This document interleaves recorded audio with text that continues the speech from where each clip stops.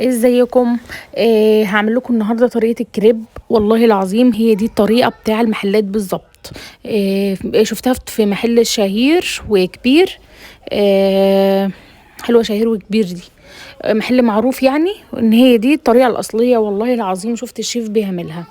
فيلا نشوف ايه اللي هنعمله. هنحط كوبايه ميه، يعني هنجهز كوباية مية قدها كوباية لبن، وهنجيب بيضة ورشة ملح، وهنحط فانيليا، وهنحط معلقتين سكر كبار. يعني اهم حاجة الفانيليا والسكر، لان هما دول اللي الشيفات بيستخدموها. اهي معلقتين سكر كبار.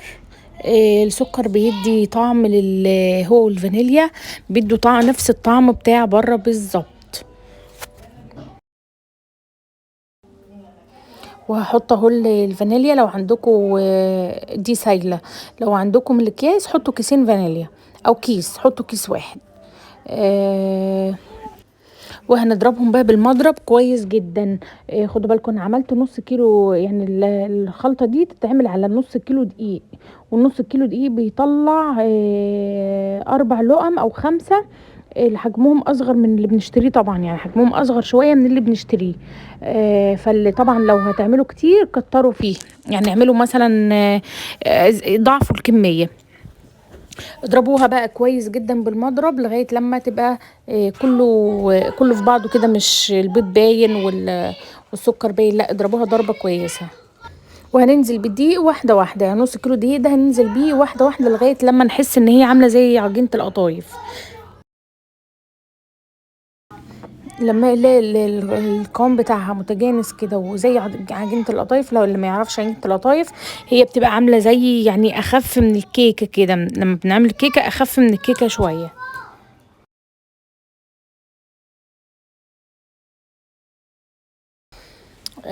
وبعدين هنغطيها ترتاح 10 دقايق بالظبط، لغاية لما اجهز الحشوة اللي انا هحشي بيها الكريب. فهطلعها تفك شويه. ال10 دقايق دي تفك لان هي كانت في الديب فريزر. وهعملها ببانيه. انا كان عندي فراخ، بس انا الحقيقه عايزه حاجه سريعه كده، لان احنا كنا لسه متغديناش. كلنا فسيخ يعني الصبح. فتأخرنا جدا في الغدا. وهطلع طبعا فلفل وطماطم وكاتشب ومايونيز والزيتون. اللي عندكم اي حاجه عايزين تحشوا بيها، لو عندكم سجق احشوا بيه. لو هتعملوا شاورما فراخ اي حاجه هتبقى زي الفل.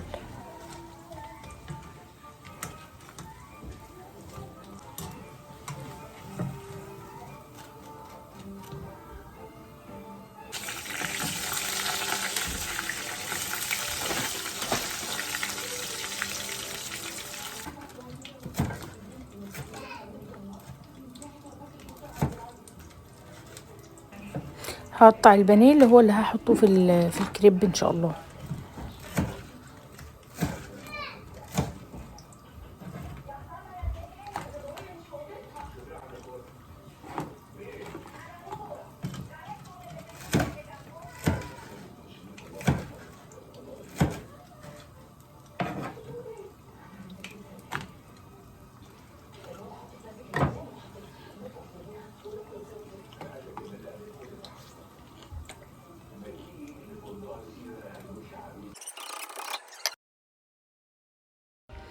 دي اللي هعمل عليها الكريب، اللي هي الزهر اللي هعمل عليه الكريب.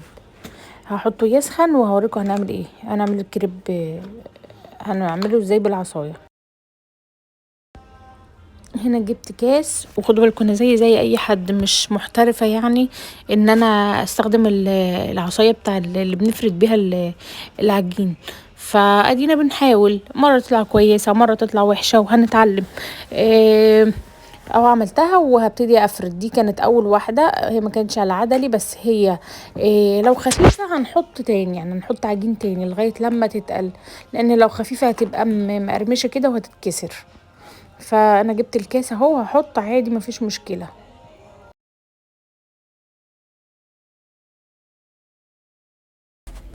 هنا اهو ده كان تاني واحد انا عملته. هوريكم شكل العجينه طريه وريحتها تحفه ازاي. اللي من فوق ده لانه كان خفيف فكان مقرمش، لكن هو بصوا طري جدا، يعني كانت ريحته عايزه اقول لكم خطيره. وشايفين لونه كمان لما يستوي هيبقى متحمص كده ومقرمش وريحته تحفه. طبعا مش هغطيه لان هم اصلا في المحلات بتاع الكريب مش بيغطوا مش بيغطوا اللقم، لو شفتوا كده مش هتلاقوهم بيغطوها. فدي كمان برضو مش هتتغطى وهتبقى طريه وزي الفل، وهوريها لكم برضو.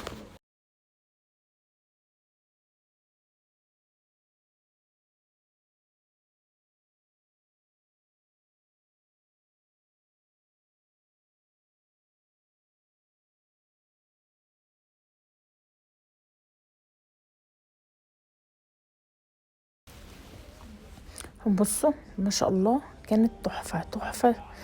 شايفين طريه ازاي؟ لو ناشفه مش هتتكسر، لكن بصوا طريه خالص عامله زي الفوطه كده ما شاء الله.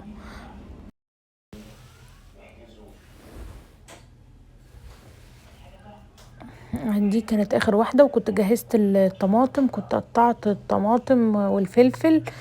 طبعا انا باخد اسمه ايه اللي هو الطماطم الكفر بتاع الطماطم من بره، مش باخد قلب الطماطم. هو بقطعه، وقطعت وجهزت الجبنه والزيتون والفلفل، وقطعت البانيه. وعندي الكاتشب والمايونيز هوريكم انا هعملها ازاي.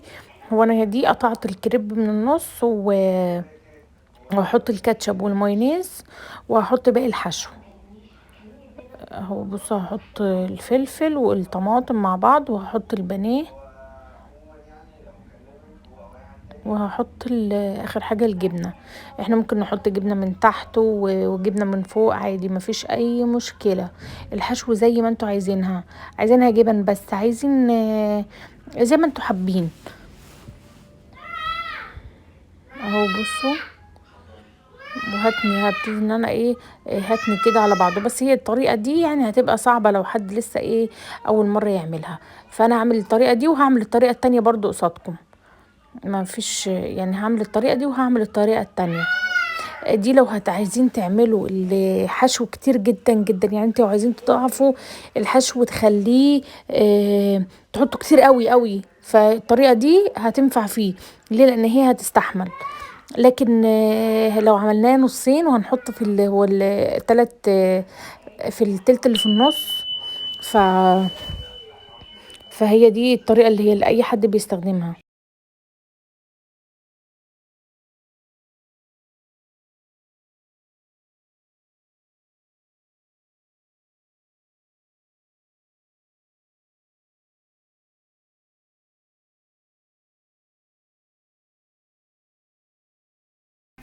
سيبكم من الطرق اللي فاتت وخلينا نركز في الطريقة دي اللي هي اللي اسهل اللي انتوا هتستخدموها، وبتشيل حشو مظبوط ويعني حلوة.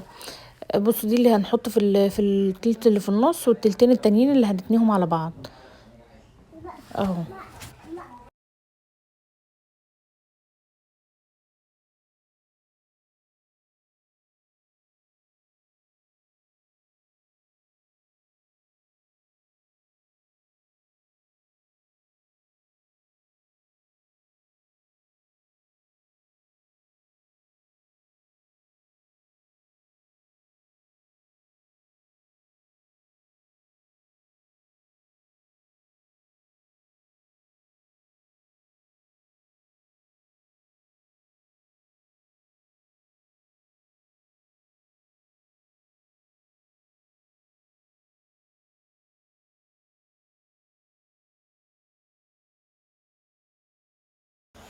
عايزاكم تجربوا الطريقة دي وتقولوا لي رأيكم.